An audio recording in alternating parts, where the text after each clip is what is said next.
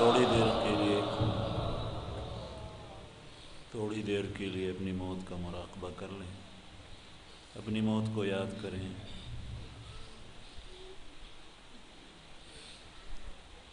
موت ہر کسی کو آئے گی، کسی کا وقت کم ہے دنیا میں، کسی کا زیادہ ہے۔ یہاں کسی نے رہنا نہیں ہے، اللہ جل شانہ کے پاس جانا ہے۔ ہر کوئی اللہ جل جلالہ کے سامنے قیامت میں جواب دہ ہوگا۔ موت کے بعد بہت سے پچھتائیں گے، کف افسوس ملتے رہیں گے، لیکن ہاتھ کچھ بھی نہیں آئے گا۔ ابھی وقت ہے، اپنی موت کے بارے میں سوچے کہ آخری گھڑیاں ہیں، جان نکلنی شروع ہوئی۔ پہلے پیروں سے روح نکلتی ہے، قدموں کی طرف سے۔ میرے قدموں سے روح نکل گئی، فرشتے روح لینے کے لیے آئے ہیں۔ کبھی حسین و جمیل شکل میں آتے ہیں جو نیک عمل اور ایمان مضبوط والا ہوتا ہے، کبھی قبیح شکل و صورت میں آتی ہیں جو بدعمل ہوتا ہے۔ میری روح پیروں سے نکل کر ٹانگوں میں آ گئی، پنڈلیوں سے نکل کر گھٹنوں میں آ گئی۔ ابھی میرے سینے میں جان ہے، میری آنکھیں دیکھ رہی ہے، میرا دماغ ابھی کام کر رہا ہے، لیکن میں اپنے پیروں کو، قدموں کو حرکت نہیں دے سکتا۔ ابھی روح نکل گئی، ناف تک آ گئی، آدھا دھڑ روح سے خالی ہے۔ ان پیروں سے میں چلتا تھا،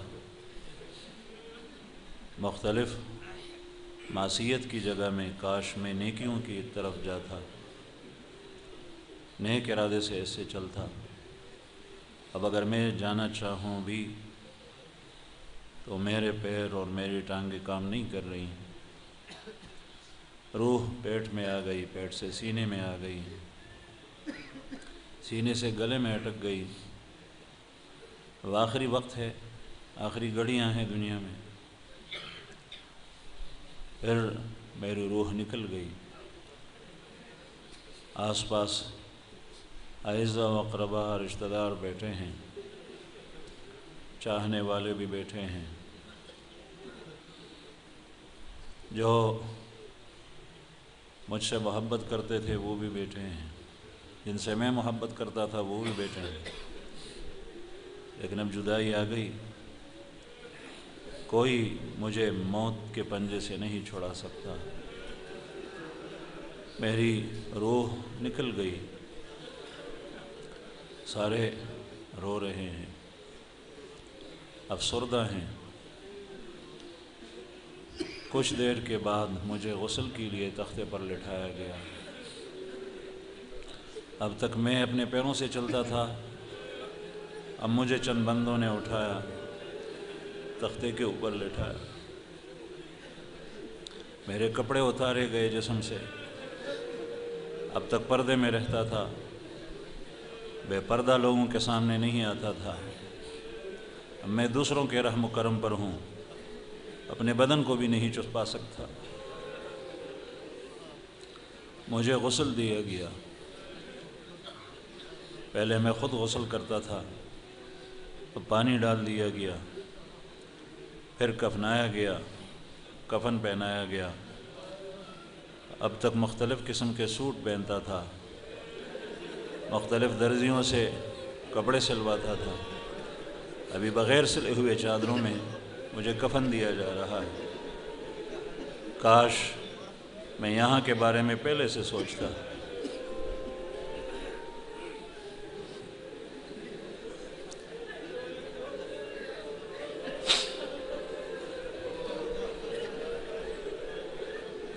کفن دے کر میرا جنازہ میرے گھر سے اٹھایا گیا۔ اب ہمیشہ کے لیے میرے گھر میں رہنا بند ہو گیا۔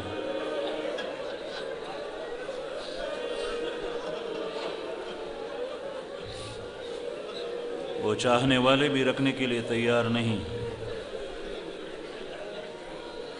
وہ اعزاء و اقربا جلد دفنانے کی فکر میں ہیں۔ میرے اوپر جنازے کی نماز پڑھی گئی،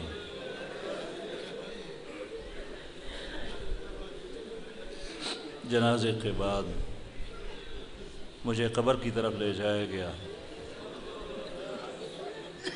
اب تک میں مختلف مکانات کے بارے میں سوچتا تھا، اس طرح مکان بناؤں گا، ویسا مکان بناؤں گا۔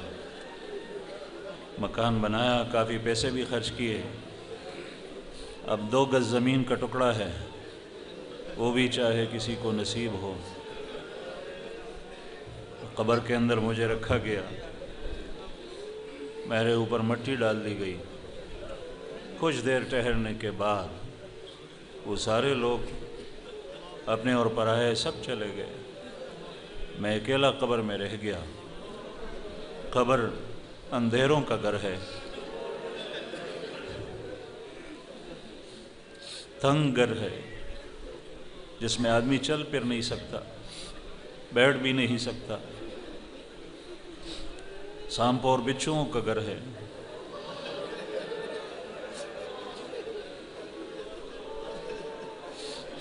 قبر میں پوچھنے کے لیے فرشتے آتے ہیں، سوال و جواب ہوتے ہیں۔ ایمان والے جنہوں نے اپنی زندگی اعمال صالحہ کے ساتھ گزاری ہے وہ صحیح جواب دیتے ہیں، جنہوں نے اپنی ایمان اور اپنی زندگی کی گھڑیوں کو ضائع کر دیا وہ غلط جواب دیتے ہیں۔ قیامت قائم ہو گئی، قبروں سے لوگ اٹھ گئے، اللہ جل شانہ کے سامنے پیشی ہے۔ اللہ جل جلالہ ہمارا رب، وہ قوی و قادر جس نے آسمانوں کو پیدا کیا، زمین کو پیدا کیا، اس بڑی ذات کے سامنے پیشی ہے۔